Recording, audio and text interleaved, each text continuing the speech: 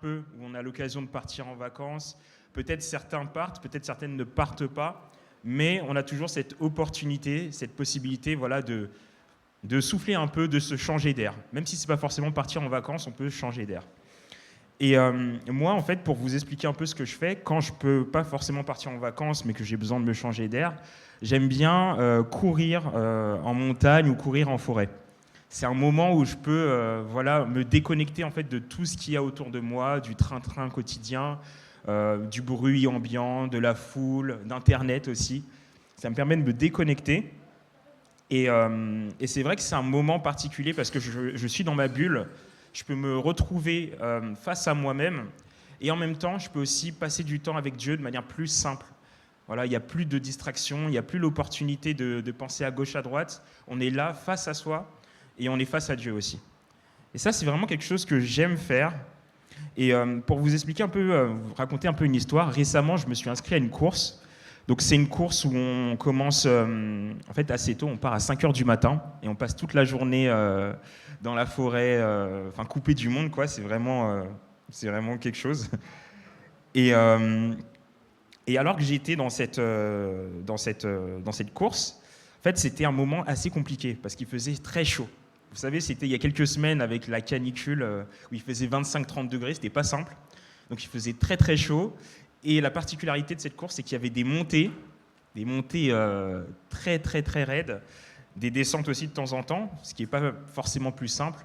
Mais voilà, il y avait des montées, des descentes, beaucoup de chaleur, et on passait toute la journée en montagne, enfin dans la forêt à courir. Et à ce moment-là, je me suis dit, mais qu'est-ce qui m'a pris d'aller faire cette course ? Il fait super chaud.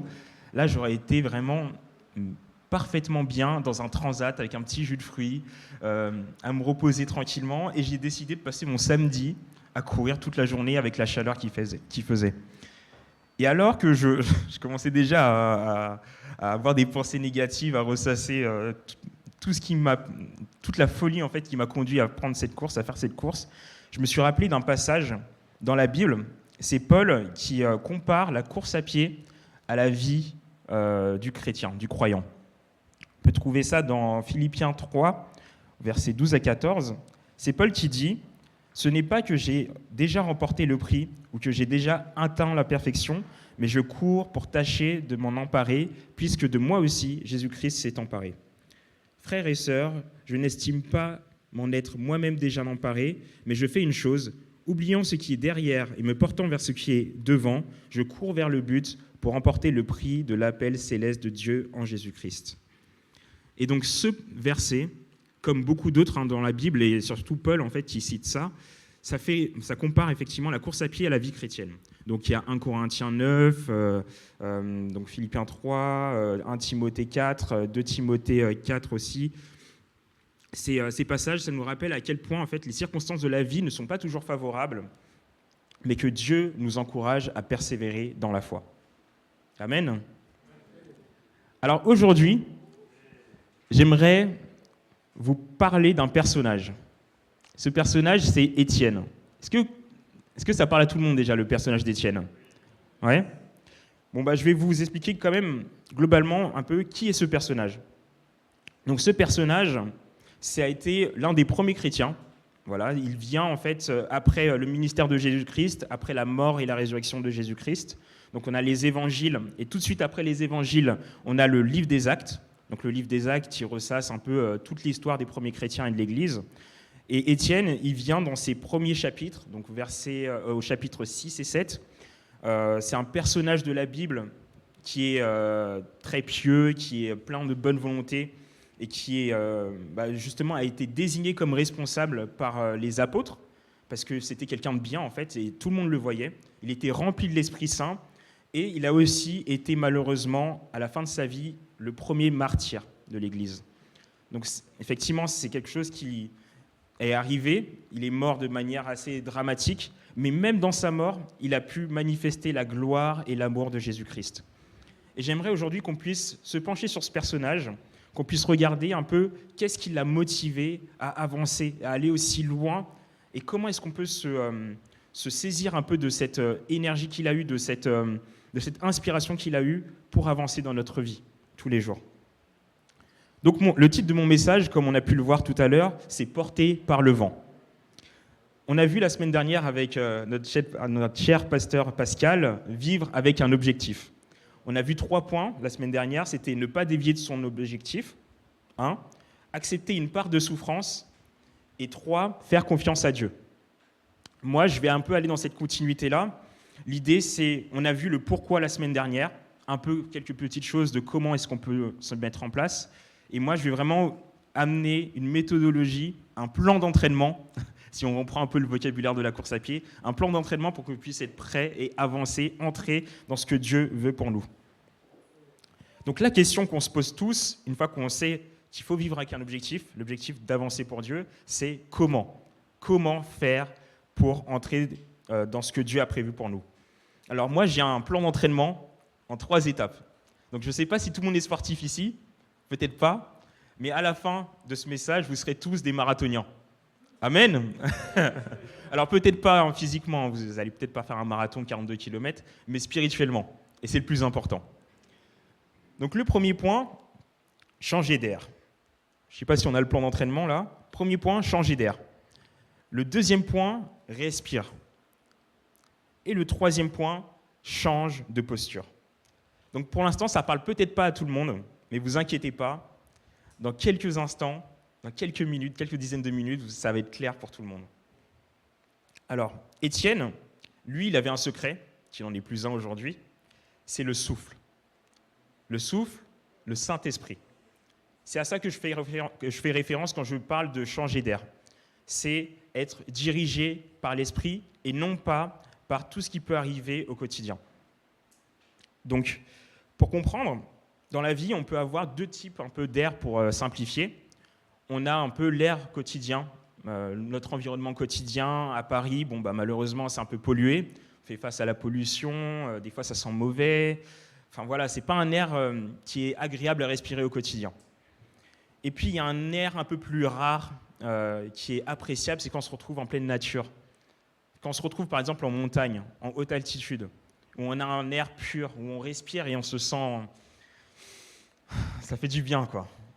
On a l'impression que nos poumons revivent. Et en fait, dans la vie chrétienne, c'est à peu près la même chose. On peut avoir son quotidien qui est pas simple, l'air un peu pollué, l'air du monde, on va dire, avec de temps en temps le métro boulot dodo qui est parfois un peu fatigant. On travaille, c'est pas facile, où on voit les nouvelles quotidiennes, toutes les mauvaises nouvelles qu'on peut voir à la télé aussi. On peut avoir un collègue ou une personne qui est dans notre entourage qui est toujours négative, et à chaque fois, ça vient nous polluer un peu au quotidien. Et puis, on a aussi un autre type d'air qui est l'air inspiré par le Saint-Esprit. Et là, c'est un air pur, un air rare peut-être, mais un air qui se laisse trouver pour ceux qui le cherchent. Donc, dans la vie, bien sûr, là, je vous ai parlé un peu des bas qu'on peut trouver dans le monde. Bien sûr, on peut avoir des hauts aussi, mais la vie, comme on dit, c'est fait de hauts et de bas. Vous êtes d'accord avec moi ? Voilà. Et malheureusement, on a tendance souvent à se focaliser sur les bas. Oh là, ça va pas. Oh là, je me sens pas très bien. Je sais pas, ma semaine, un peu fatigant avec le travail. Bon voilà, on est toujours un peu pessimiste de temps en temps. C'est une habitude humaine, c'est normal. Mais on sait quand même une chose, c'est que la vie, c'est pas un sprint. C'est un peu comme un marathon. Il faut gérer son effort. C'est-à-dire que quand on a des bas, on sait que ça va être compliqué pendant un certain temps, mais après on sait aussi que ça va aller un peu mieux. Donc la clé en fait pour que ça aille mieux, pour réussir à bien prendre en marche, en fait, bien avancer dans sa vie, c'est de pouvoir, comme un athlète en fait, gérer certains paramètres. Il faut avancer avec un plan. On ne peut pas y aller comme ça à fond et puis penser que ça va aller tout le temps. Il y a forcément un moment où il va falloir en fait gérer son effort, être capable de respirer de la bonne manière. Et c'est justement mon point principal. La respiration, c'est la chose la plus importante pour un athlète. Quand il fait son marathon, on dit qu'un sprint, ça se fait avec les muscles. Le marathon, ça se fait avec les poumons, avec la respiration. Et nous, aujourd'hui, on va se pencher sur ça. Donc, on va regarder le passage d'Étienne. Qu'est-ce qu'Étienne, lui, comment est-ce qu'il s'entraînait, Étienne ? Comment est-ce qu'il se préparait ? Au chapitre 6, versets 3 à 6, On peut lire que, donc là, c'est les apôtres en fait qui se réunissent ensemble et qui doivent trouver une solution à un problème.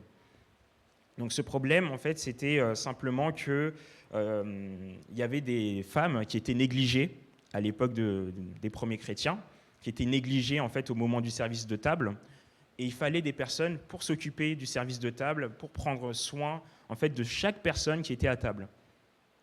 Et ça, c'est pas une tâche exceptionnelle, hein, mais malgré ça, les apôtres, eux, ils voulaient des personnes sérieuses, ils voulaient des personnes remplies de l'esprit pour faire cette petite tâche.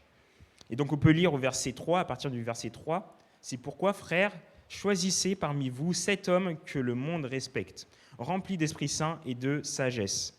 Nous leur confierons le service des repas, et nous continuerons fidèlement à prier et à annoncer la parole de Dieu. » L'assemblée entière est d'accord avec eux. On choisit Étienne, un homme rempli de foi et d'Esprit Saint. On choisit aussi Philippe, Procore, Nicanor, Timon, Parménas et Nicolas, un homme d'Antioche et de Syrie qui obéit à la loi de Moïse. On les amène devant les apôtres prient pour eux en posant les mains sur leur tête. Donc vous voyez, pour une tâche aussi simple, entre guillemets, que de s'occuper du service de table, il fallait des personnes totalement engagées avec le Seigneur. Et c'est aussi un encouragement pour chacun d'entre nous, peu importe ce qu'on fait, que ce soit la plus petite chose, il faut le faire à fond pour le Seigneur. Et comme il est écrit dans la parole, afin que Dieu nous établisse pour de plus grandes choses. Alors on a compris, Étienne, lui, il était rempli de l'Esprit Saint. Et je pense que c'est un appel aussi pour nous à chercher cette terre qui est pure, qui est rare, mais qui nous fera croître, qui nous fera grandir, comme Pascal l'a dit. Donc cette terre qui se laisse trouver à tous ceux qui le cherchent sincèrement. Donc on a parlé de cette terre pure, de ce Saint-Esprit. Qu'est-ce que produit le Saint-Esprit concrètement ? Qu'est-ce que ça fait ? Donc on peut voir Jésus, avant de partir, au tout début du livre des Actes, il va définir ce qu'est le Saint-Esprit et ce que ça produit, le Saint-Esprit, dans la vie des croyants. On peut lire ça dans Actes, chapitre 1, au verset 8. « Vous allez recevoir une force, celle de l'Esprit Saint qui descendra sur vous. Alors, vous serez mes témoins à Jérusalem, dans toute la Judée et la Samarie et jusqu'au bout du monde. » Donc on a cette promesse de Jésus lui-même qui nous indique que le Saint-Esprit descendra sur chacun d'entre nous. On comprend aussi que c'est une force nouvelle, celle qui a besoin d'entrer dans l'Église, qui est arrivée dès le début du ministère de Jésus et qui nous conduit pour toutes les choses qu'on devra faire au quotidien. Donc c'est une chose indispensable. Le Saint-Esprit, c'est une force, c'est une personne indispensable pour avancer et pour continuer l'œuvre de Jésus-Christ. Donc au verset 8, comme je l'ai dit tout à l'heure, Étienne, plein de foi et de puissance, accomplissait des prodiges et de grands signes miraculeux parmi le peuple. Voilà.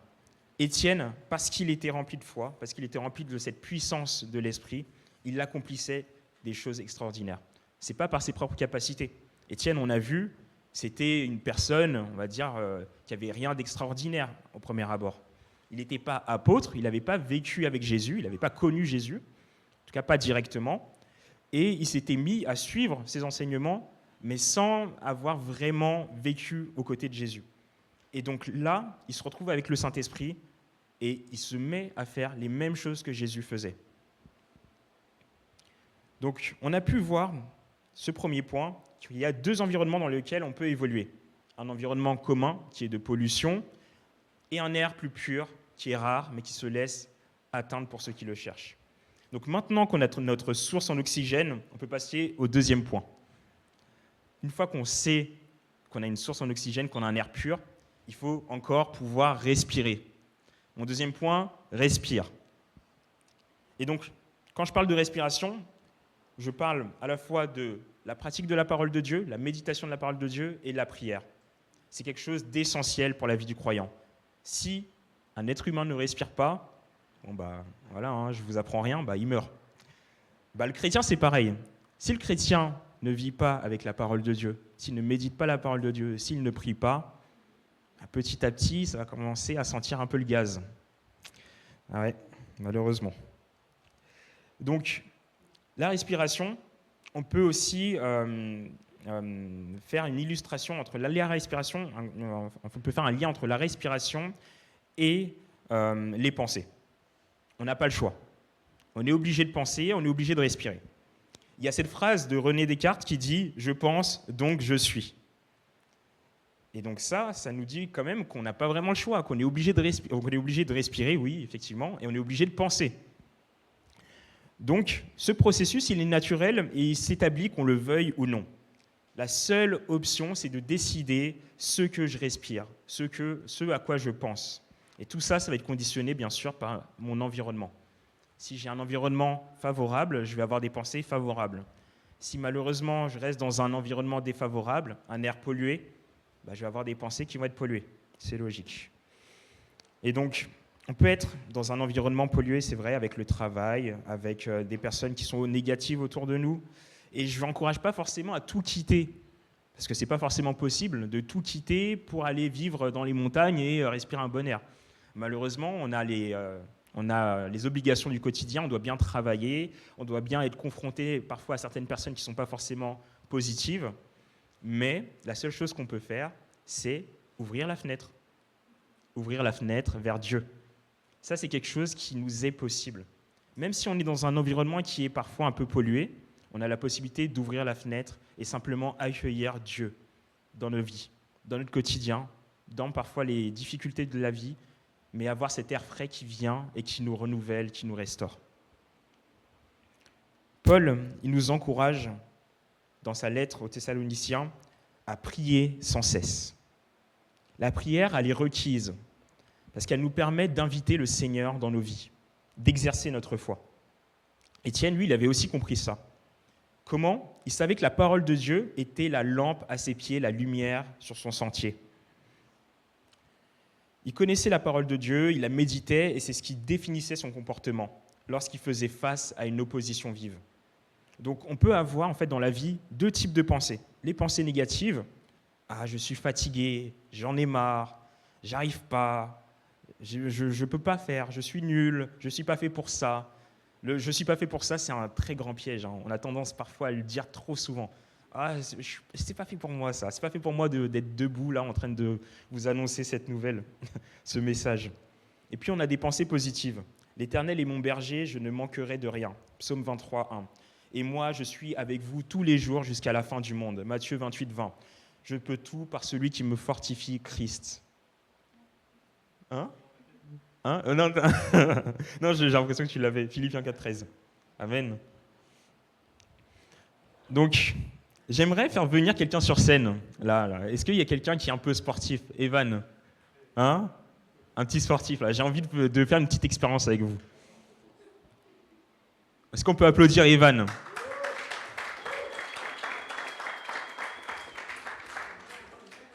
Donc on a parlé de respiration. Et là, j'ai choisi un athlète de qualité. Vous voyez, là, c'est du solide. Je vais demander, Evan, de me montrer comment tu fais pour respirer. Avec le nez.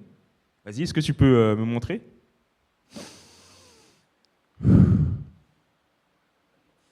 Ouais, c'est une respiration. Ouais, c'est bien. Il y a rien. Ouais, c'est incroyable. On peut l'applaudir. Hein. Alors maintenant, là, ça va se corser. Evan, je vais te demander de faire, j'espère que tu es un peu souple, allez, 10 squats. Ouais. Et sans respirer, s'il te plaît.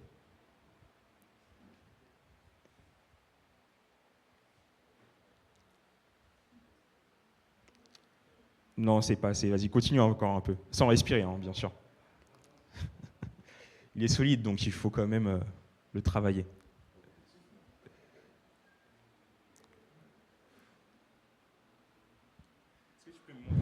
Est-ce que tu peux me montrer comment tu respires ?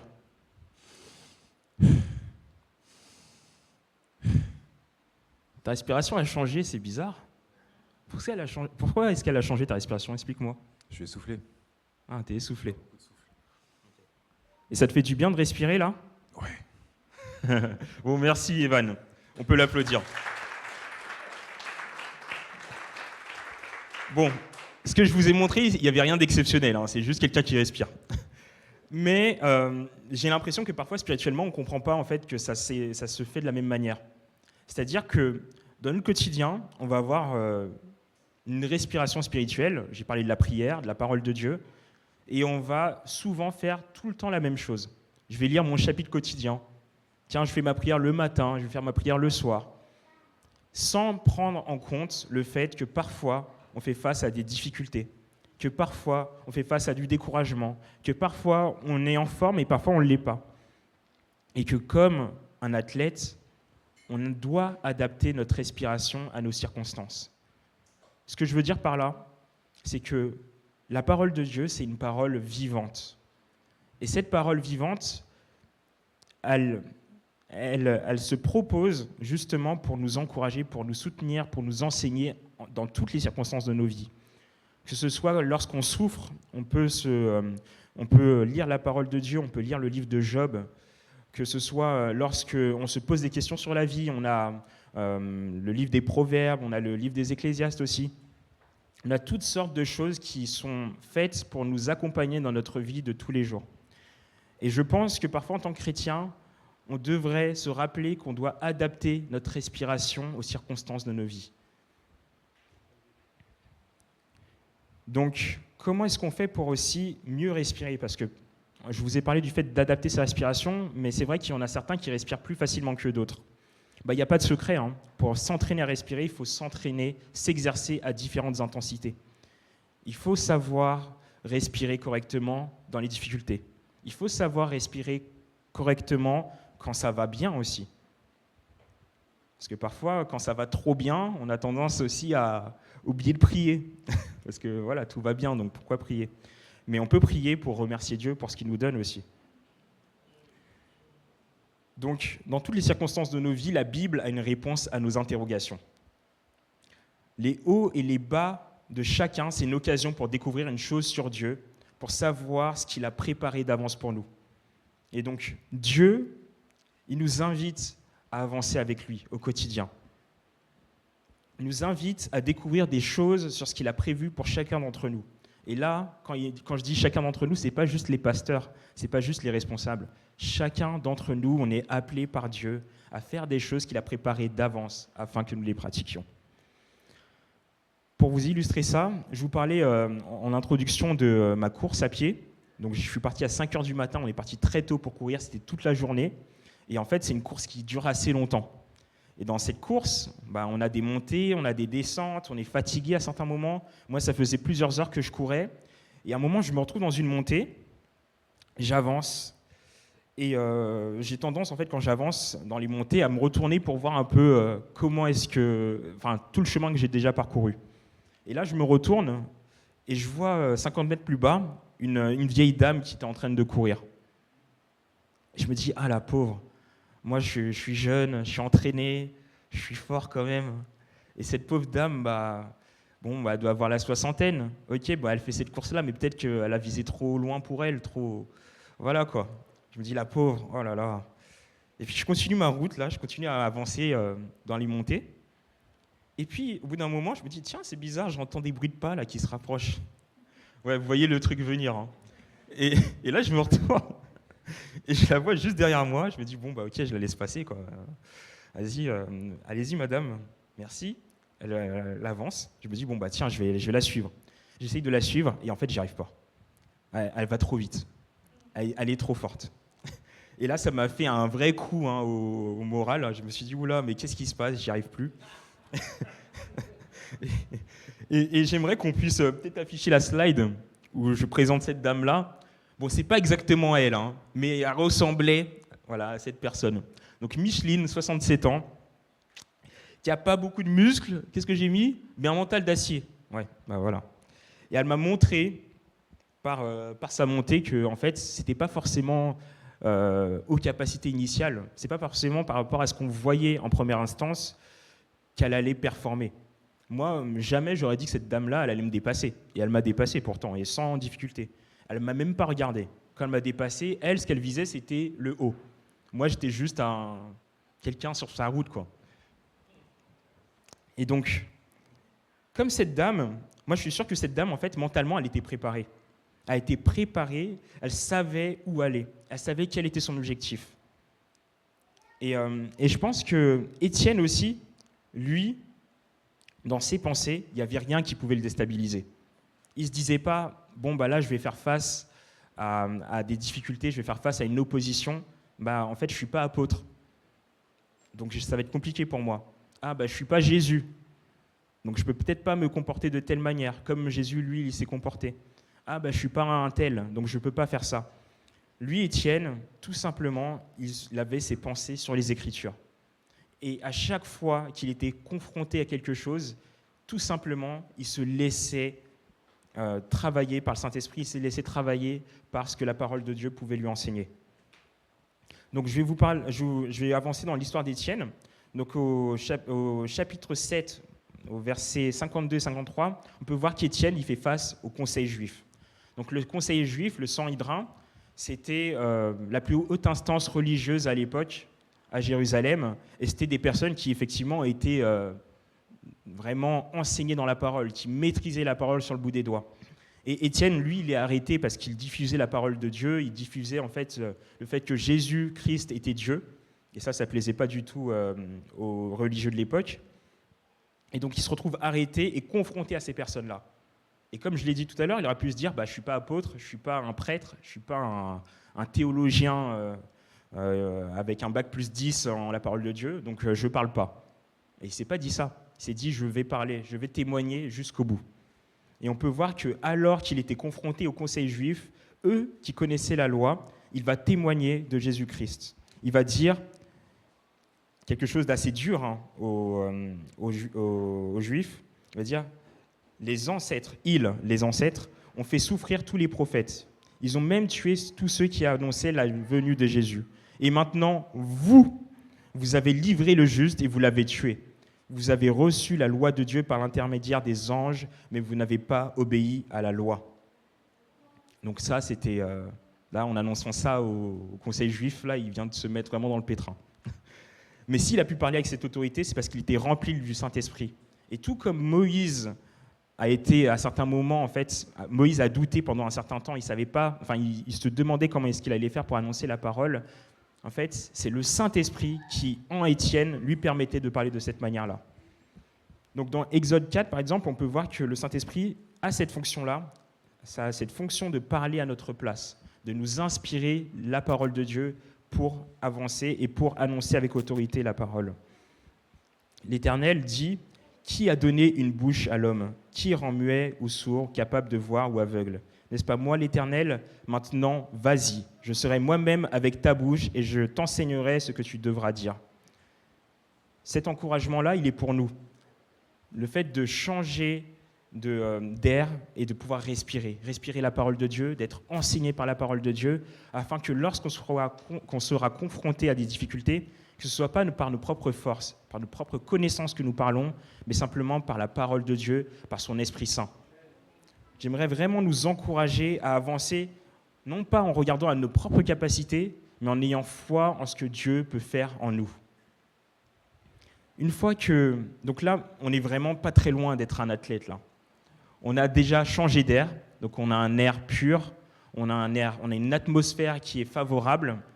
Ensuite, on a appris à respirer le bon air, à respirer aussi de la bonne manière, à adapter sa respiration en fonction des difficultés, des circonstances de nos vies.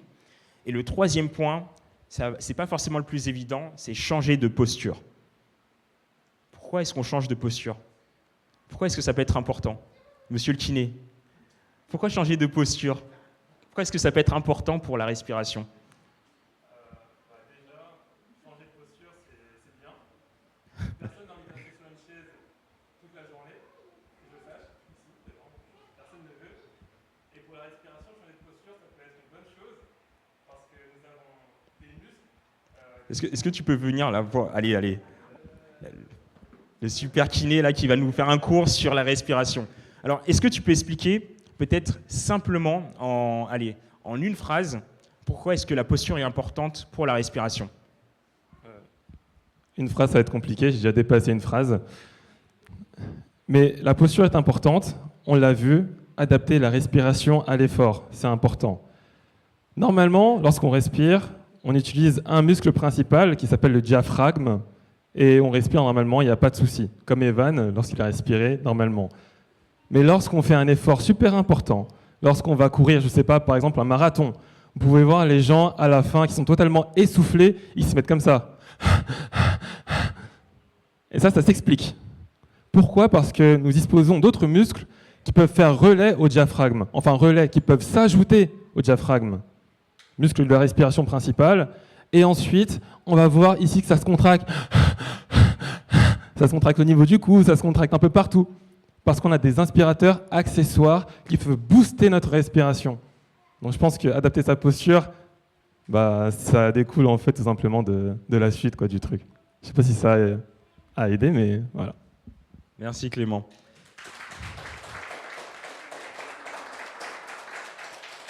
Donc ça, c'était l'explication scientifique qui nous explique comment est-ce que la posture peut avoir un rôle dans la respiration.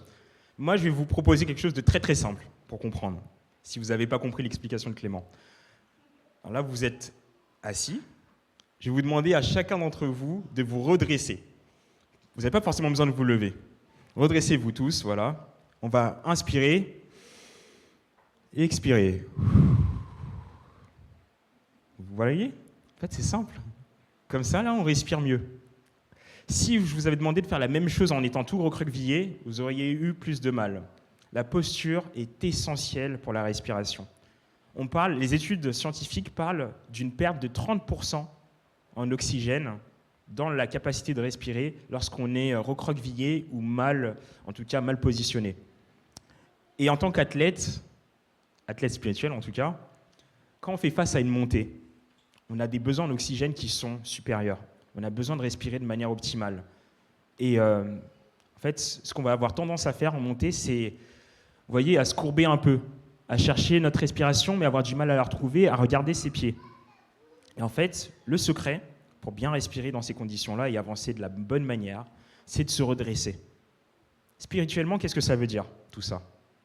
Ça veut dire, quand je regarde à ma condition, quand je regarde à mes pieds, quand je regarde à ma situation, là, ça ne va pas, là, j'y arrive pas, j'ai du mal. Et bien, à ce moment-là, en fait, ce qu'on est en train de faire, c'est tout simplement de se saboter, en fait. On est en train de se saboter. Notre posture n'est pas optimale. Alors que la dame là, dont je parlais tout à l'heure, là, Micheline, elle, ses yeux n'étaient pas fixés sur moi, ils étaient fixés sur bien plus haut. Ils étaient fixés sur son but, tout en haut de la montagne. Et c'est comme ça qu'elle a réussi à me dépasser. Je pense aussi qu'elle elle était mieux entraînée que moi. Mais le plus important, c'est surtout qu'elle avait son regard fixé vers les hauteurs. Spirituellement, le fait d'avoir le regard fixé sur les hauteurs, c'est d'avoir le regard fixé sur Christ. C'est lui qui nous donne la force d'avancer. C'est lui qui nous dirige et c'est lui qui fait de nous des personnes fortes et des personnes qui avançons. Non pas par notre propre capacité, mais simplement par le Saint-Esprit qui vient nous diriger.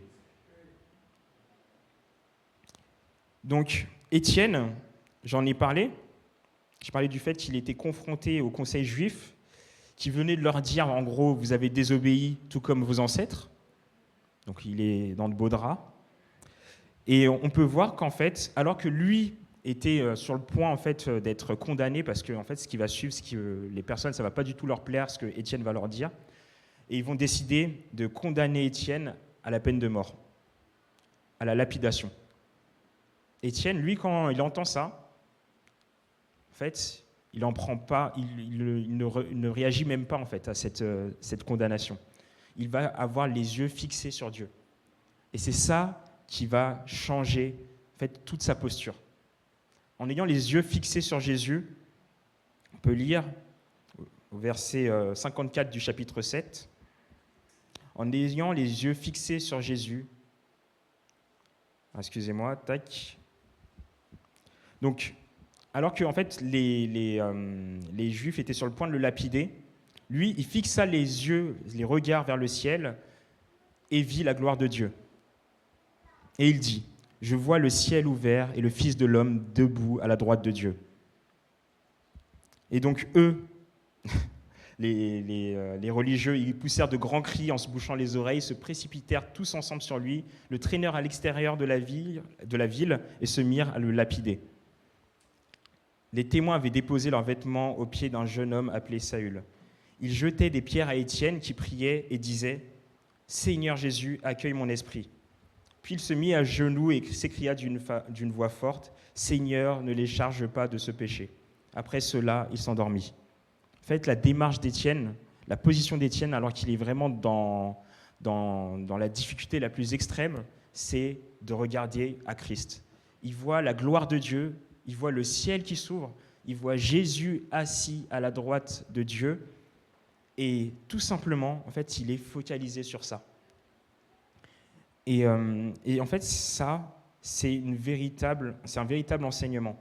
C'est la manière dont il va mourir, malheureusement. Il va mourir en étant lapidé, mais il va mourir en ayant les yeux fixés sur Jésus.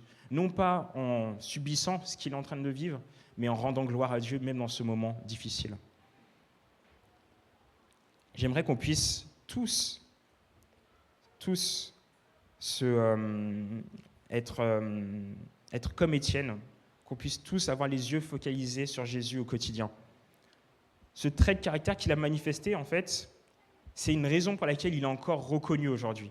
Il a été le premier martyr, c'est-à-dire la première personne à mourir en témoignant de Christ, à risquer sa vie et à même mourir pour Dieu. Et en fait, plusieurs personnes ont même suivi son même exemple par la suite. Les apôtres, différents chrétiens au travers du monde entier, ont suivi le même exemple qu'Étienne, c'est-à-dire à rendre gloire à Dieu, quitte à en payer le prix de sa propre vie. Changer de posture, c'est comprendre que notre regard doit être tourné sur Jésus.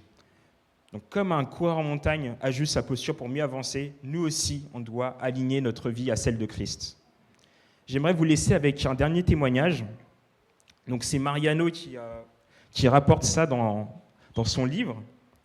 Donc, ça s'appelle Sons and Daughters of Intimacy.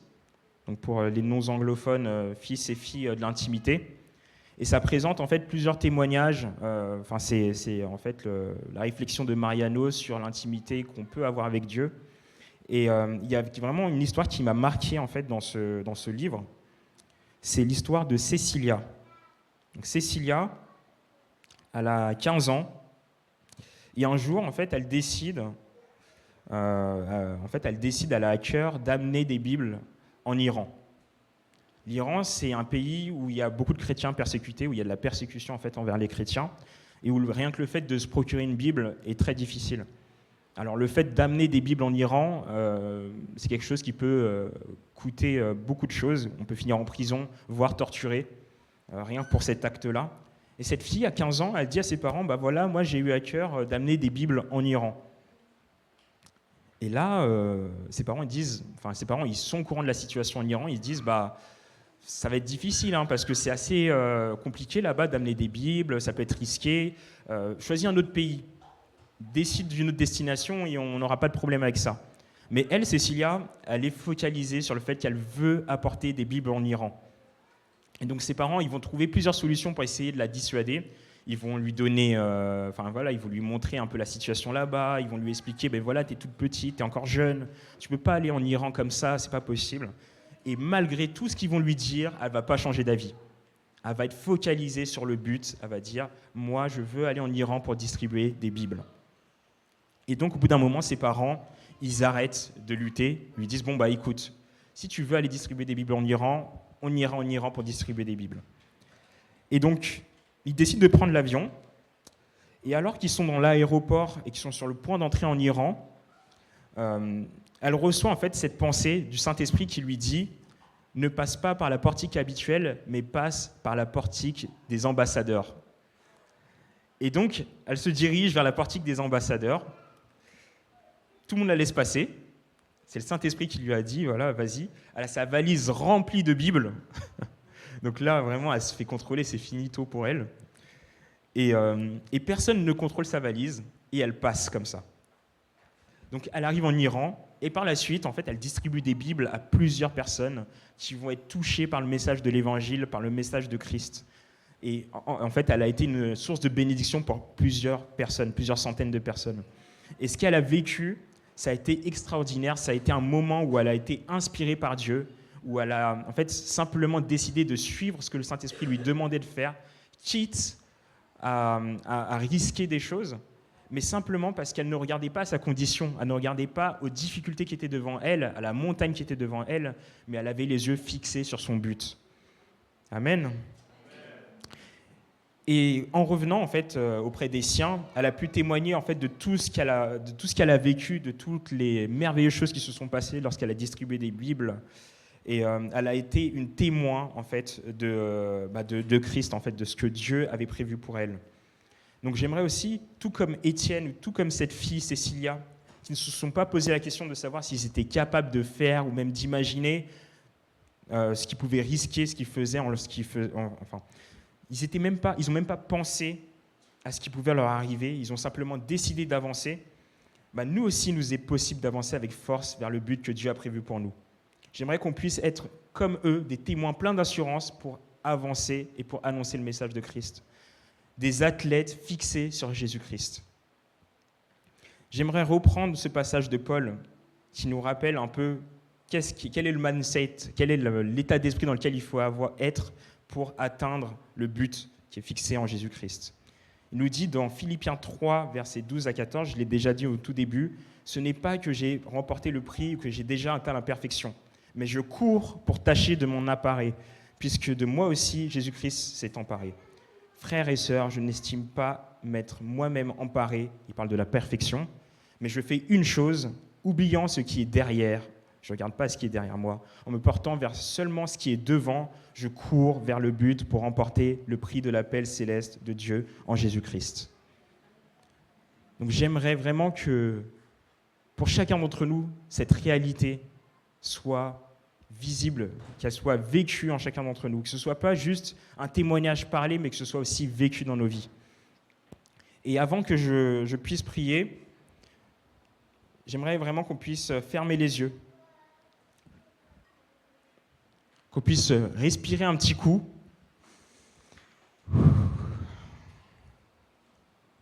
et qu'on puisse charger nos esprits des réalités que Dieu évoque pour nous. Donc je vais prier. Seigneur, je te prie pour que tu puisses agir en nous. Merci parce que tu nous rappelles chaque jour que tu es ce Dieu de puissance, que tu es ce Dieu qui est tous les jours avec nous jusqu'à la fin du monde. Seigneur, permets-nous non pas de regarder à nos difficultés, non pas de regarder à la montagne, à la montée qui est devant nous, Seigneur, mais de regarder simplement à toi, Seigneur, de regarder simplement en hauteur. Permets-nous de marcher par l'Esprit, Seigneur, d'être portés par ton Saint-Esprit. Non pas portés, Seigneur, par nos propres forces, par nos propres efforts, par nos muscles, mais qu'on puisse se rappeler que tu es avec nous, Seigneur, et que tu es celui qui nous conduit, que tu es celui qui parle à notre place, Seigneur, que tu as remporté le prix, Seigneur, que tu es celui qui est parfait, Seigneur, et qui nous mène à la perfection jour après jour. Seigneur, on a vu à quel point c'était important de vivre avec un but. Seigneur, apprends-nous, Seigneur, à marcher de la bonne manière, Seigneur. Montre-nous, Seigneur, comment avancer jour après jour avec des pensées renouvelées, Seigneur, des pensées positives, Seigneur, les pensées que toi, Seigneur, tu nous mets chaque jour dans notre cœur par ta parole. Seigneur, je te prie pour que nous puissions être un témoignage qui te fasse honneur, Seigneur. Qu'on puisse témoigner, Seigneur, non pas dans nos actes seulement, non pas dans notre parole, Seigneur, seulement, mais aussi dans nos actes. Je te prie pour que ta présence, Seigneur, nous accompagne tous les jours, Seigneur, pendant ces jours d'été, tous les jours, que ce soit dans des moments faciles, Seigneur, ou dans des moments difficiles, mais que tu sois constamment, Seigneur, avec nous tous les jours jusqu'à la fin du monde. Je te prie pour tous ces athlètes, Seigneur, qui ont reçu aujourd'hui, Seigneur, un plan d'entraînement. Je te prie pour que nous puissions être travaillés, Seigneur, par ton esprit, pour que tu puisses nous guider et nous fortifier, Seigneur, au quotidien. En ton nom puissant, Seigneur Jésus, j'ai prié par ton Saint-Esprit. Amen. Amen.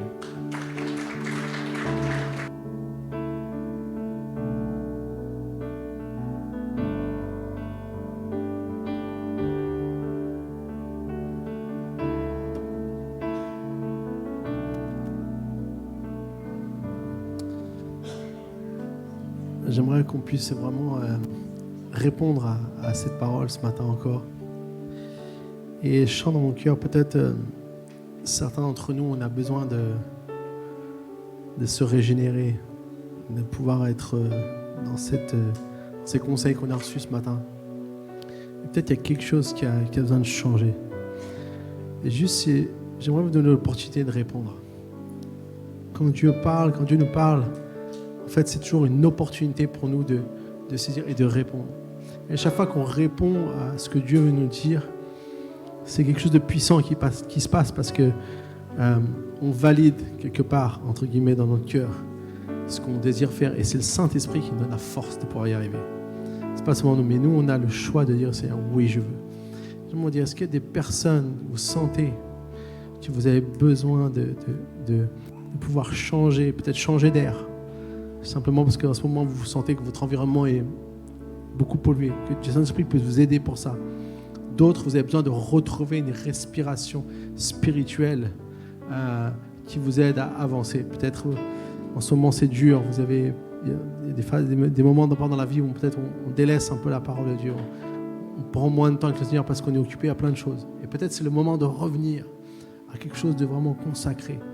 Et pour d'autres, je crois aussi, peut-être vous êtes courbés, vous êtes cassés un peu par la vie. Et au lieu de fixer vos regards sur Jésus, vous fixez vos regards vers le sol. Et c'est comme si les pierres que recevait Étienne, qui était là pour le détruire, chaque pierre qu'on reçoit, c'est comme une souffrance, une douleur. Alors que quand Étienne a levé les yeux, il n'a pas vu les pierres qui venaient lui faire du mal. Il voyait la gloire de Dieu là où il allait aller. Il voyait sa destination. Il voyait là où il allait aller. Et c'est comme si certains d'entre nous, on reçoit des pierres. Peut-être il y a des gens en ce moment peut-être qui nous font du mal. Peut-être des circonstances difficiles à traverser. Peu importe ce que ça peut être pour vous aujourd'hui. J'aimerais te dire aujourd'hui, lève tes yeux. Regarde vers le ciel. Dieu est là.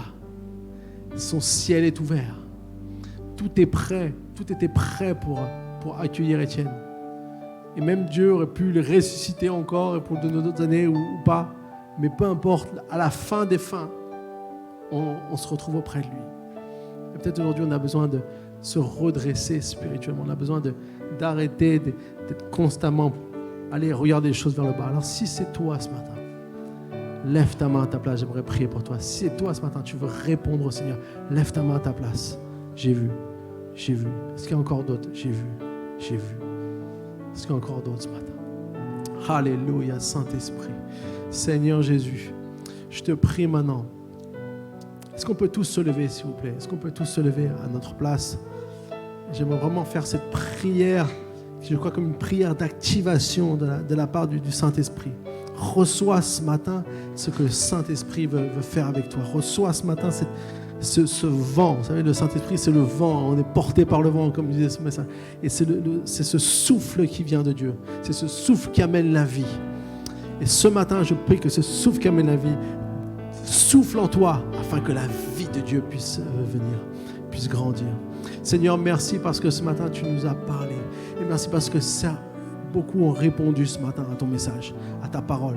Et je prie, Seigneur Jésus, que par ton Saint-Esprit, Seigneur, là où peut-être nous sommes limités humainement parlant, là où nous sommes encore avec notre nature de péché, Seigneur, bien tu as donné une nouvelle loi, la loi de l'Esprit qui amène la vie. Et Seigneur, je prie ce matin au nom puissant de Jésus. Je brise tout ce qui veut empêcher, Seigneur, mes frères et mes sœurs de grandir en toi, d'aller de l'avant, de pouvoir comprendre combien on est porté par ton Saint-Esprit dans tout ce que tu nous appelles à faire. Et je prie au nom de Jésus, Seigneur, que tu puisses leur donner un nouvel air, Seigneur, qu'il y ait une respiration nouvelle, forte, intense, qui amène de l'oxygène à tout leur être spirituel pour qu'ils puissent voir ta gloire. Et Seigneur, que toutes les postures que vous avez changées puissent être changées ce matin au nom puissant de Jésus-Christ. Je brise maintenant toute œuvre de l'ennemi au nom puissant de Jésus-Christ et je libère le Saint-Esprit. Alléluia, Seigneur, tu touches les vies, tu touches les cœurs, Seigneur. Fortifie, Seigneur. Encourage, Seigneur. libère, Seigneur. Et je dis à tout ce que le diable essaie de mettre sur notre chemin pour nous faire dévier, pour nous empêcher d'arriver là au but que tu as pour nous, tu n'auras pas. Et Seigneur, au nom de Dieu, le Saint-Esprit va nous aider. Tu n'auras pas la possibilité de nous dévier de Satan parce que nous sommes des enfants de Dieu, nous sommes des fils et des filles de Dieu et le Saint-Esprit va nous aider à arriver à bon port. Alléluia, Seigneur Jésus, que ton nom soit loué et béni à jamais, Seigneur. Oh, tu mérites, Seigneur, la gloire. Tu mérites toutes choses, Seigneur, et nous voulons voir ta gloire ce matin. Levons nos mains vers le ciel et peut-être on peut chanter un chant et vraiment rendre gloire à Dieu pour terminer notre culte ce matin.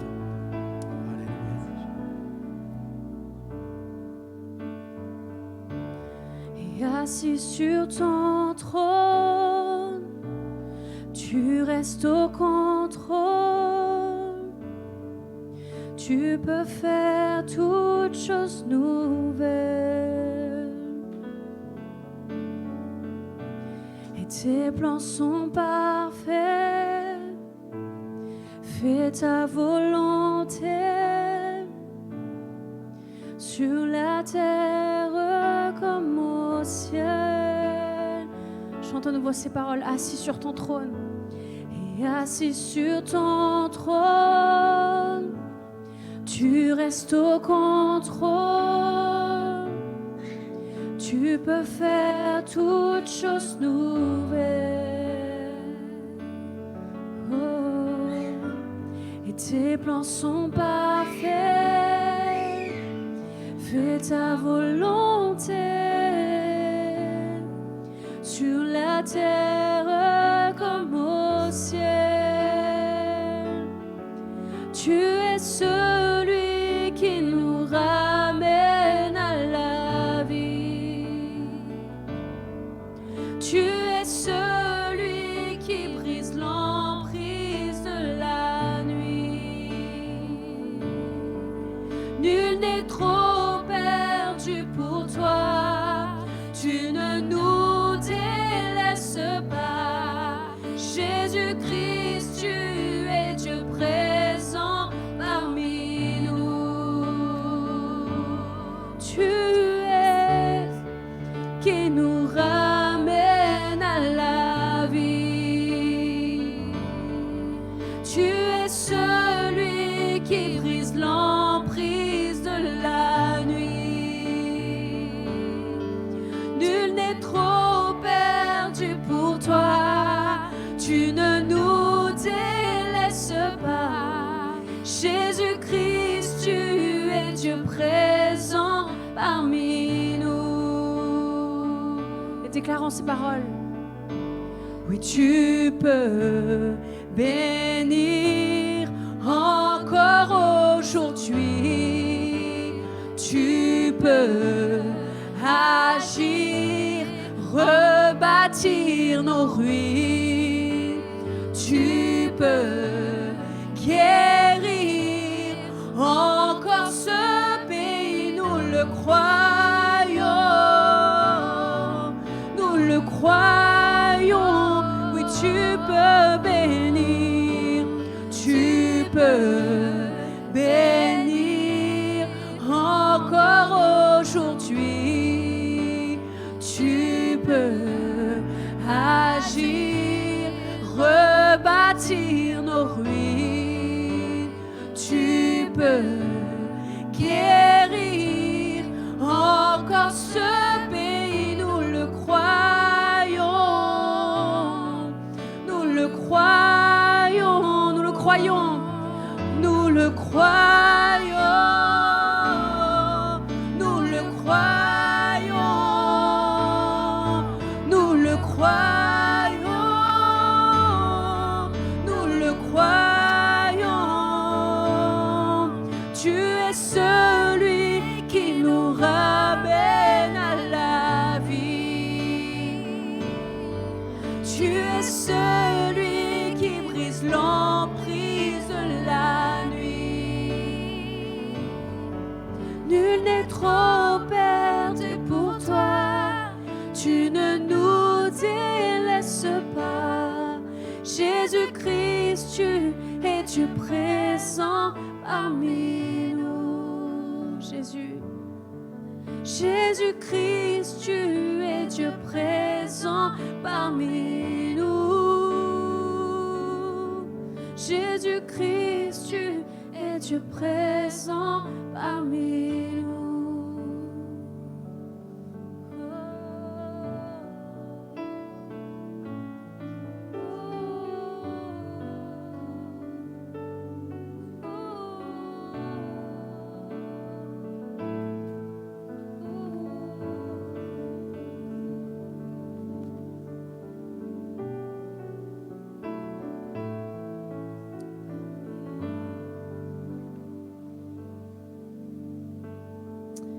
Amen.